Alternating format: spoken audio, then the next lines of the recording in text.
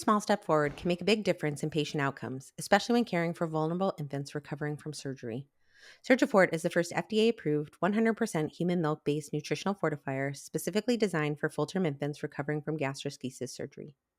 With concentrated high-calorie nutrition, Surgifort was developed to support growth, healing, and recovery and represents a new standard in post-op gastroschisis care.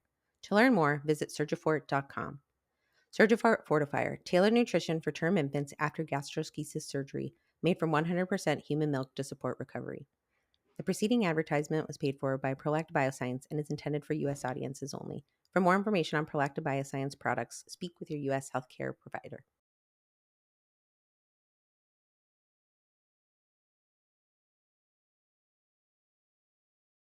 Welcome, everyone, to Beyond the Beeps. We have spoken before in other episodes about babies who come to the NICU who are not preemies. And one type of baby that comes to the NICU, or that we see really quite regularly, is babies who have something called gastroschisis. So, breaking that down for those who don't speak medical terminology, gastro meaning of the gut or the intestines, and schisis being a splitting, or in this case, like a hole, the intestines coming through a hole in the abdomen. And I remember the first time I actually heard about gastroschisis, I was in high school. I was pretty young, and it was phrased to me as being born with your insides on the outside, which felt pretty graphic. And I realized they were trying to make it pretty simple for me in non-medical language because I was young. Um, but it seemed like a very interesting way to be born. And when they were sharing the story with me, it was about a boy who was in my high school. And he was this awesome kid. He was really smart, really funny. He was a football player, actually. And I know that this story was told to me in we never know where people come from. We never know where you're going. And look where he is now. In that perspective, it was a victory story, right? Or overcoming obstacles. However, when we're living their stories from the beginning, it's really quite different, right? It's not the end of the story that we live when we have a baby. We're living every single moment and every single day. From dreaming about the future, imagining each possibility, from good and bad, especially when we're faced with a medical or genetic diagnosis, it can be scary. And we certainly try to predict outcomes. And sometimes we have to alter our ideas of the future and maybe sometimes be afraid to dream. And then, of course, what we have to deal with and cope with and try to survive is the reality of what we're facing. Joining me today to share her story is Ruby Bacardi, the mother of Oliver, who had gastroschisis. And also joining us throughout in providing medical insight and perspectives will be Dr. Daphna Yasova Barbeau, a neonatologist and also incubator host. Ruby is an incredible fashion designer and clothing atelier. If you ever get a chance to see her work, it's just fabulous. She is absolutely inspiring. She and her husband, Francisco, are the parents to Oliver, who was born at 36 weeks and spent 3 long months in the NICU, and Enzo, Oliver's little brother, who was full term and did not go to the NICU. She has been involved in the NICU community with ICU Baby since 2017, chairing fundraising galas, events, and working from behind the scenes to improve the experiences of thousands of NICU families. And I am thrilled to say that she's joining our team on the front lines as a NICU parent mentor, supporting other parents who are experiencing the NICU. Welcome, Ruby. Thank you. I'm excited to be here. Yeah, and you've been in the NICU world for a long while now, Yeah. and you've been working quietly and very humbly behind the scenes to improve the lives of NICU families. Why did you decide to finally share your story with the world? It's something that I've shared with family and friends, but not with everyone yet. But mainly because I feel that a lot of people have a misconception of the babies that are in the NICU. Everyone thinks that it's a preemie, and they were born early and they were born tiny, but that's not always the case. You can be born perfectly a healthy pregnancy, and then something happens and you're sent to the NICU. Or like us, we knew that we would be in the NICU for a while. And so I just wanted to share the story and, you know, let other parents know that they're not alone. It is an emotional takes an emotional toll on you. So I just want to, if this conversation can encourage more support, if one parent feels more prepared, more seen, more supported because of this conversation, then it's worth it. Oh, that's amazing. Yeah, I would agree with you. And you're lending your story. I know as somebody who's been lucky enough to know you and work with you, I have shared, of course, anonymously your story, like Mhm. with other families who are facing gastroschisis. So I know it'll be even more impactful when they can really hear it directly from you. Yeah. So I'm super duper grateful. And before we go into all of our story too far, I want to bring in Dr. Barbeau to be sure that we're using the right language, not the one that was given to me when I was little, which was not helping anybody understand it.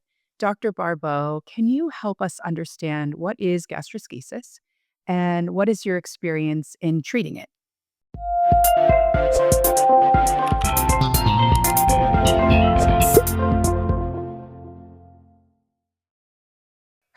Hi, Dr. Barbeau here. Gastroschisis is a birth defect where a baby is born with their intestines outside of the belly through a small opening next to the belly button. It happens very early in pregnancy when the abdominal wall doesn't form the way it's supposed to. And this way, the intestines are exposed to the amniotic fluid so that they can become irritated and swollen throughout the pregnancy.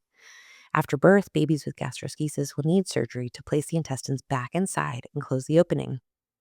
Some of the complications we see in babies with gastroschisis include difficulty advancing feeds. So the intestines have been impacted by growing in that amniotic fluid and they don't work the way they're supposed to. There's a risk of infection and there's a risk of growth issues since many babies with gastroschisis need IV nutrition for days to weeks while their intestines recover. Now, gastroschisis occurs at a rate of about 2 infants for every 10,000 live births.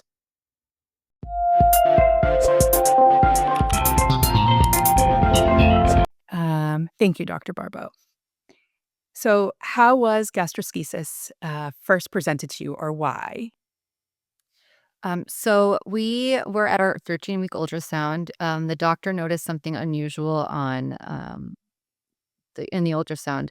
He mentioned that the intestines form outside of the body, which is something I didn't know. And around 13, 14 weeks, they retract and the skin grows over and it closes. Um, so if at our next appointment, he could still see the intestines on the ultrasound, that they were still visible outside of the body, it would confirm the diagnosis. So hearing that was a little scary. I had never heard of gastroschisis before. I Mm. didn't even know that that was a possibility. Hmm. Um, so it was a shocking moment, and there were a lot of unknowns because I'd never heard of it, a lot of fears because I didn't know what was in store. And I didn't know what the future would look like for Oliver. But Hmm. from that point on, we were just thrown into this whole new world of specialists, of high risk appointments. I had to go twice a week towards the end of the pregnancy for ultrasounds just to make sure everything was okay in there, and just preparing ourselves mentally for what was coming. That is I mean, having a baby is an overwhelming and just life altering experience, obviously. So, adding that on, I can imagine it being really frightening. Was anything ever said or told to you, even in that pregnancy? Um, were they able to predict anything at that point? Like to say, well, when he's born, this is what we're facing? No, and that was the scariest part. I mean, everything was scary, but even not even knowing that. So they couldn't see they can't see on an ultrasound what is outside. They just know that it is. So once the baby is born, then we know, and they can give more of an estimate of the NICU stay, but still, it's every baby is different of what comes. So they told me 2 months, it could be 4 months, it could be 6 weeks. So it was a lot. That is, I've found recently we talk a lot about uncertainty in the NICU. Hmm. And for a lot of parents, they say that uncertainty was or is, as they're living through it, one of the most crippling Hmm. things that element. What were those first days? Tell me about the delivery, the rest of the pregnancy and his first moments in the NICU. So other than, the diagnosis, I had an amazing pregnancy. I had no symptoms. It was great. And it was exciting to be able to see him on an ultrasound multiple times a week, which, That's true. most moms told me that they don't see an ultrasound until towards the end, really. Um, so the day he was born, I had gone to the hospital, and we didn't think he was gonna be born that day because I had gone to the hospital a few weeks before and I had to stay overnight for observation. So I figured this was just gonna be the same thing. But then the doctor came in and said that he was gonna be born tonight, and even though he was 36 weeks, everything was fully formed, he would be fine because that was my first concern, and I think he knew with the look on my face and just answered my question immediately. So once he was born, it was a C-section. Once he was born, I heard him Mm. cry. I didn't see him, and he was taken immediately. I was sent to recovery, and my husband followed him to the NICU. A few hours later, so he was born at 10:55. So around 3 o'clock in the morning, I was rolled into his room, and I got to see him in the incubator, and he was just so cute, so tiny. Hmm. How much did he weigh? 4 pounds, 9 ounces. So I was told that that was big for a baby in the NICU, but for me, it was Yeah. tiny. Yeah, yeah, he was kind of a mayor at that size, but Yeah. yeah. But wow, yeah, but that is tiny. That is tiny for a Mhm. little guy. Oh my gosh. How long was it before you were able to see him? It was about 3 hours. Oh, wow, that's wonderful. Yeah. That's wonderful. We've just recently, and if those of you who are out there listening and saying, "Gosh, I wish that," I've heard more recently, a lot of folks have had a longer delay in being able to get over there. So I'm really glad that you were able to get there, just for whatever they're going through or what the baby's going through. Incredible. I want to bring Dr. Barbeau back in here to talk a little bit about the decision making process. So, Dr. Barbeau, what is the decision making process for a baby who is diagnosed with gastroschisis? They come to the NICU, whether they knew before, in like Ruby's case, or maybe they don't know until the baby's born. Um, how do you make those decisions about when to do procedures, surgeries, and how to progress them?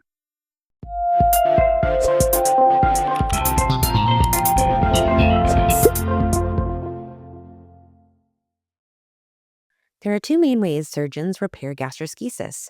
The first way is called a primary closure, where the intestines are placed back into the belly and that opening is closed right away, just a few days after delivery. Or the second option is a staged closure, where a special bag called a silo holds the intestines in place while they're slowly moved back inside the skin over a few days to a week. And now that decision depends on how swollen the intestines are and how big the baby's belly is. Sometimes it's just not safe to put everything back in all at once. Doctors and surgeons make the choice based on what's safest and most comfortable for the baby. And no matter the method, the goal is always to protect the intestines while they're growing and healing and to keep babies comfortable and safe.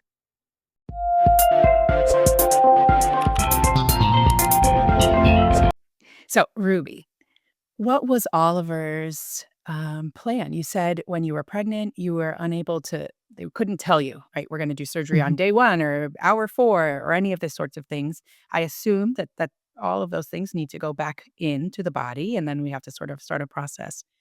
Um, what was I guess it would be a recovery plan for Oliver?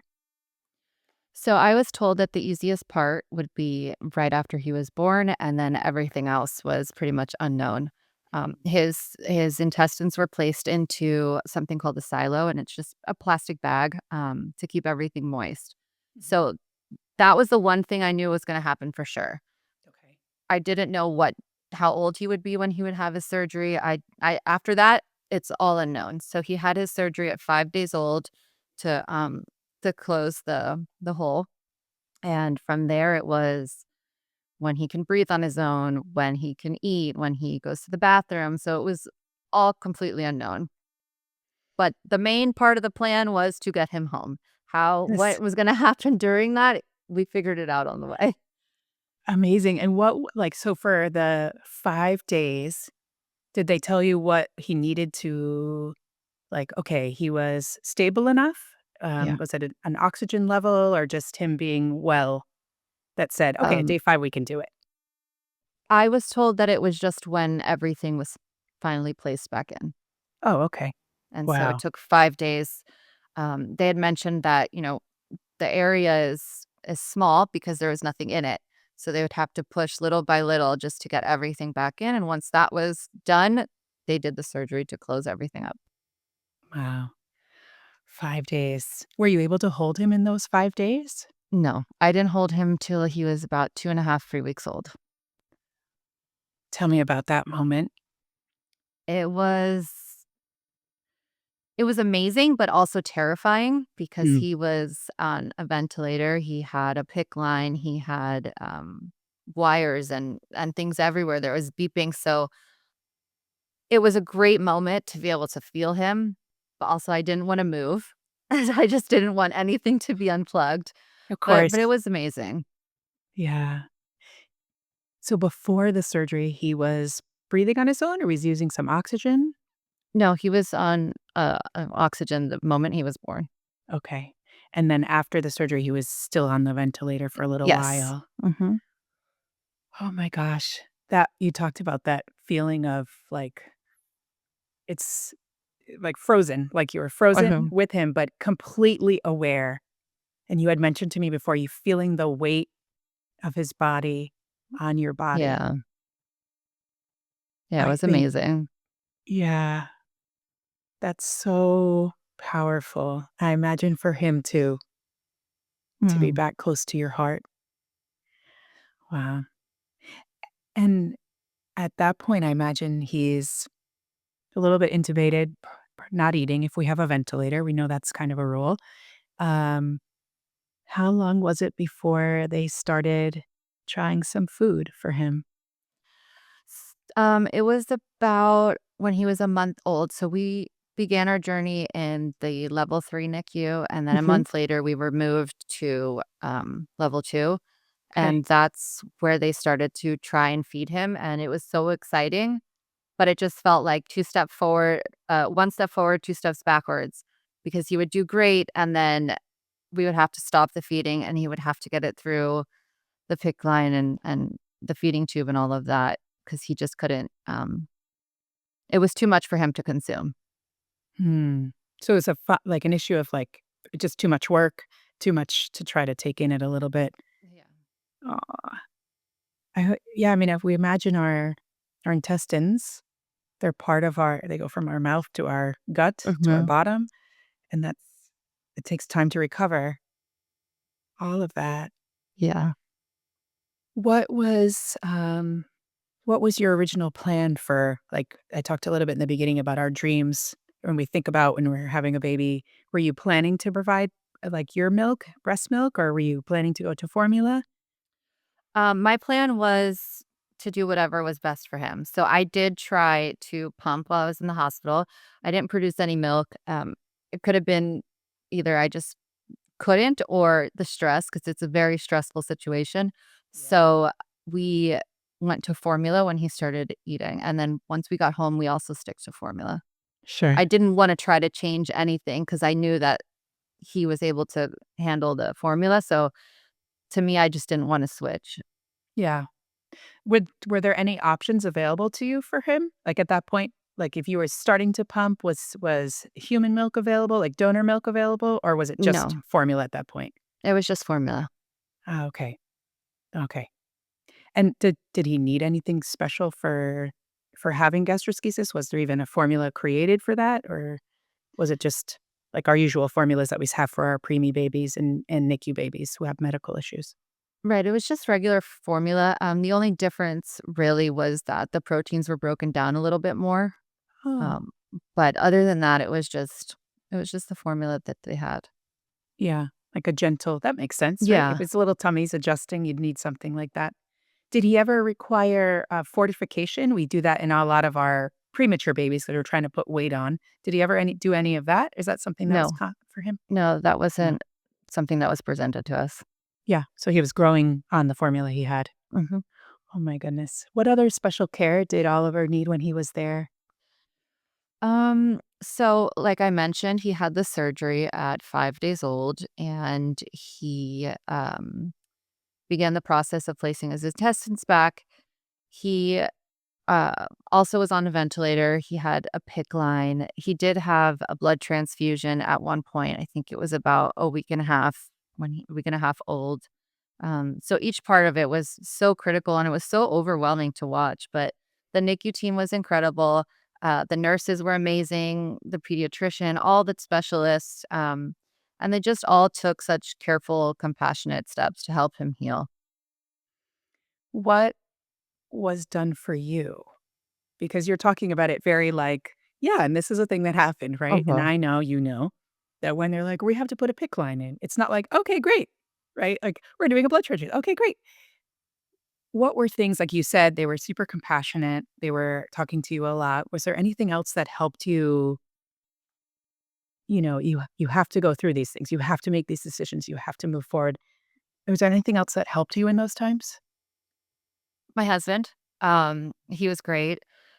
The nurses did answer as many questions as I had, and they did their best, but again, they're not just taking care of my baby, they're taking care of a whole bunch of other babies, so they really did their best to ease the way I was feeling and to answer the Yeah. questions, but maybe I feel that maybe having another mom to talk to that had been through this before would have been very helpful. Yeah. Yeah, I remember wishing that when you were there too. Mhm. Mhm. Wishing that we knew somebody else. Yeah. Uh, yeah, somebody who's walked your path. That's Mhm. something that I know now you'll be able to provide for our families too. You've Yeah, done it off the clock, and it's mhm. been really impactful for those families, so I really appreciate that. Um, yeah, so okay, so he was there 5 days, we have the surgery, making that progress, starting and Mhm. stopping feeding. I think just a little bit about that. That's something that seems to affect more NICU families than not, the feeding and growing phase of the Right. NICU. Um, having those like mini, or maybe it felt like major setbacks. Um, was there anything that you were able to use as a strategy to help get through those? When you're like, okay, we're going to progress. Or even, I don't know if this happened to you, where they're like, okay, we're going home on Friday. And then they're like, well, we didn't take all the formula this night before, so we have to wait another few days. Anything that helped you with those setbacks? Um, I feel that not having a specific date told to me really helped, because I feel like if I had known a date and then we were set back, it would have just been even more sad and upsetting than the situation already was. So I think that was very helpful. I was there all the time, so I think just me being strong, because it's no longer about me anymore, it's about my baby. Just I think that just kinda made the whole mood in the room a little bit better. Oh, that's good to know. Say more about that mood in the room. I'm the type of person that if you're going through something and you have a negative attitude towards it, I feel that that negativity is just going to linger and affect everything around you. So I was trying to be as positive as I could so that he would feel the positivity and the strength to keep going, and I would feel the same way. That's beautiful, but also a lot to ask for somebody who's going through a really hard time Right. like you were. So Mhm. knowing that that's how you wanted to show up, how did you feel, right, like, how did you support yourself or fill your cup, or you just had, like, this iron will? Was there things that you said your husband, which I love to hear, Mhm. um, making sure you eating, sleeping, walking, any other things that really helped to allow you to endure that for 3 months? I mean, that's a long time to not lose a positivity. Right. Um, and I have to say, I wasn't always like that, but the second I had Oliver, I it was just I don't know, I think other moms can attest to it, just something changes and you know that it's no longer about you. Yeah. So, Yeah. that's something I learned about myself through this whole process, that I could actually be positive and calm and and take it day by day.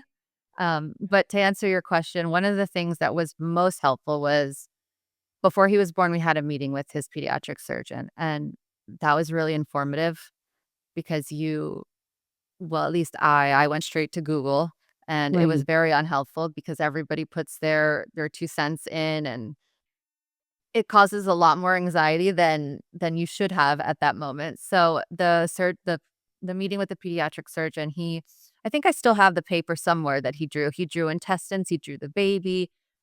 He mentioned a little bit about what the plan would be after birth, the silo, the incubator, the surgery.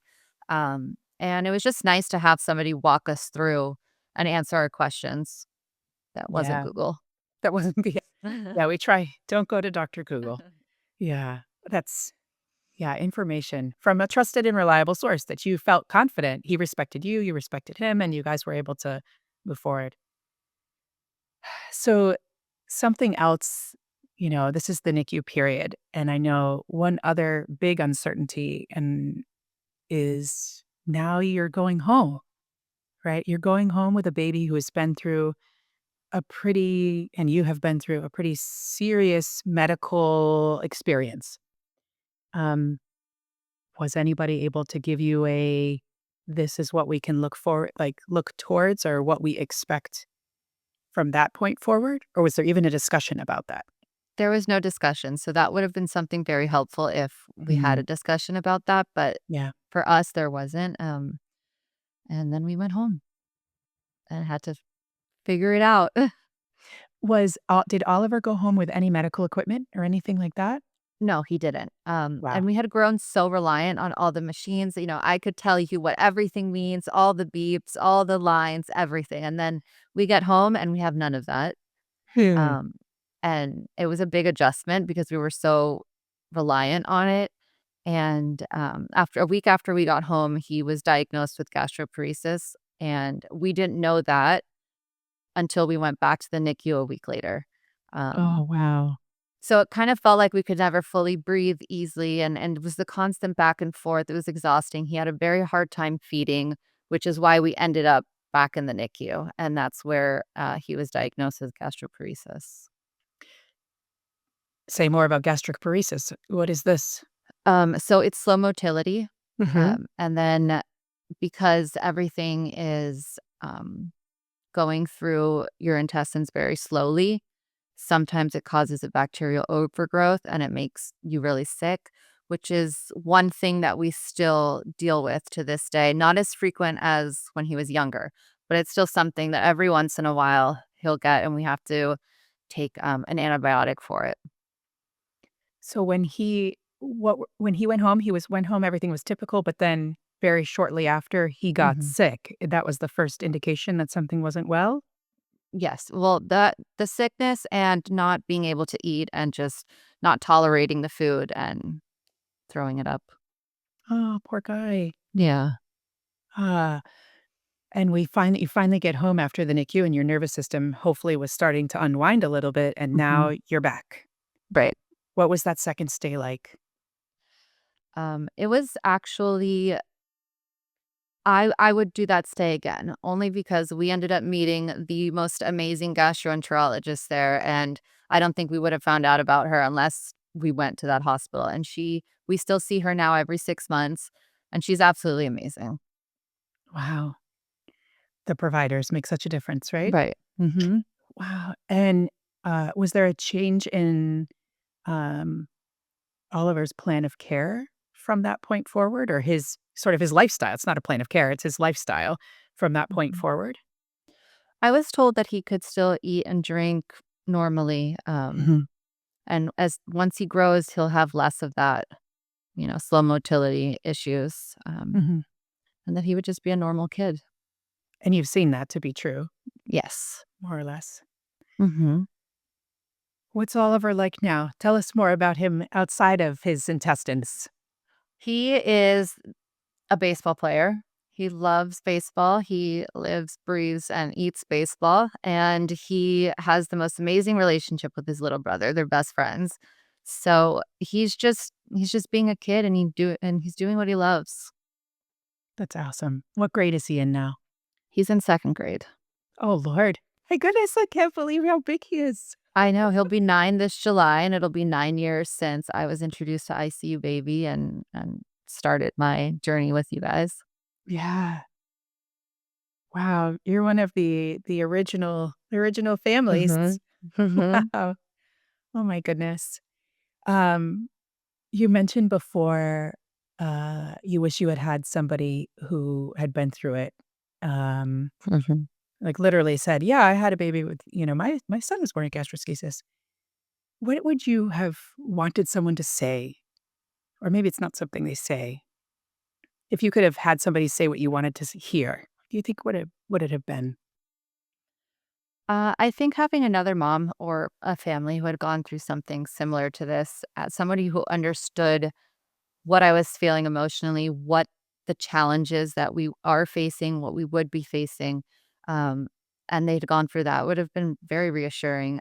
The medical team provides amazing care. The nurses provide amazing care, but there's only so much that they can do.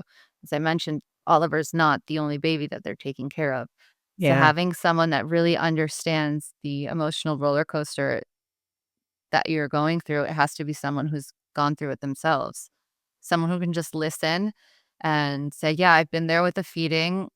Mm. Take it day by day, step by step," and that would have made me feel a little bit less isolated and more confident in navigating the journey. Yeah. Yeah, that makes sense. Yeah. Uh, so you have this beautiful platform now. What would you tell a Mhm. family who's there now? I mean, I know we have across the country and across the world, we know with the prevalence of gastroschisis, we know we have babies, families who are by their baby's bedside. What would you want them to know? To just cherish every good moment, and those are the moments that'll make everything feel worth it. You know, Yeah. seeing the baby in baby clothes for the first time, or seeing the baby smile. Um, I never thought I'd be so excited for poop. So when they first poop, just holding on to those moments, and despite the challenges and how tough it would be, just those little victories, just hold on to them. Mm. Yeah, that's beautiful. We love celebrating every tiny victory. Mhm. And it makes me think if I had my way, we'd have a milestone card for first poop. That would be a good one.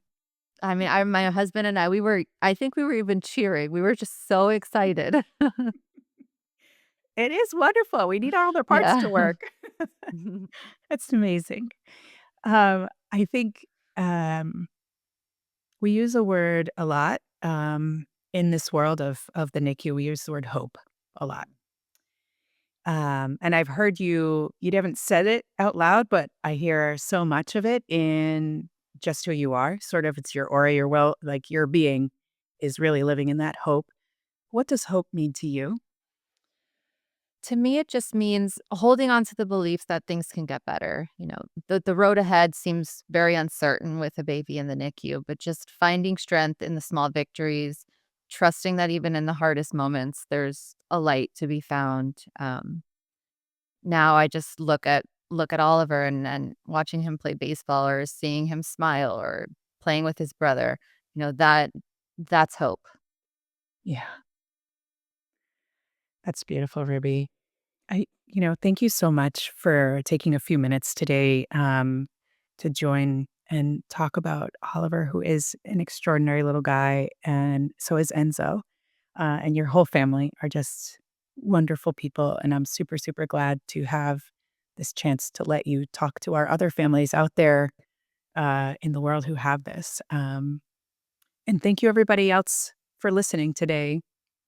If you're out there, maybe you recovering from having gastroschisis or another genetic condition or prematurity or even a 24-hour monitoring. We want you to know that you're not alone, that Ruby Mhm. and I are here with you, and we look forward to sitting with you again soon. Take gentle care.